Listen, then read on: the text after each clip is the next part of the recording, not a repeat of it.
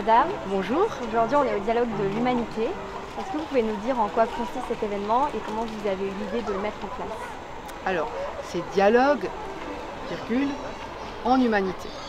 Déjà, parce que c'est ce qu'on cherche en fait, c'est de renouer avec qui nous sommes et que tout ça est né parce que les sommets mondiaux sur un tas de questions, notamment le climat, les enjeux écologiques et économiques et sociaux, en fait, ne prenaient pas en compte cette question de la famille humaine dans sa complexité, dans son entièreté. Et c'est comme ça qu'on s'est dit, en fait, on ne regarde pas ou on ne montre pas ce qui est positif et en particulier les porteurs et porteuses d'initiatives positives et de solutions.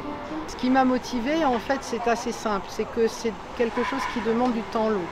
Et la première chose que nous avons fait lorsque nous avons fait la première rencontre, à 80 personnes issues de toutes les cultures, de tous les âges, de toutes les origines, en fait, c'est de nous projeter un film qui s'appelle L'Odyssée de l'espèce, produit par Yves Coppens, le paléoanthropologue qui a découvert Lucie.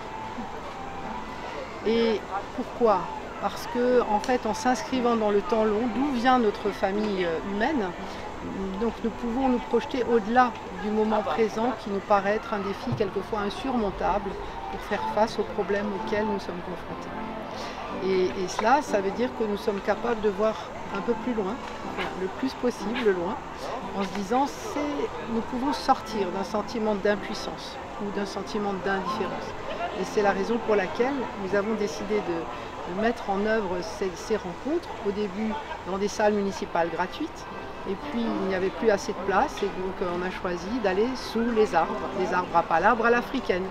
Et donc c'est ça qui petit à petit nous a donné de l'enthousiasme, la possibilité de se dire, les personnes en très grande précarité qui venaient me voir le soir en me disant, mais écoutez madame, on a vraiment eu le sentiment, enfin pour nous, on a eu le sentiment d'être écoutés, d'être entendus ici.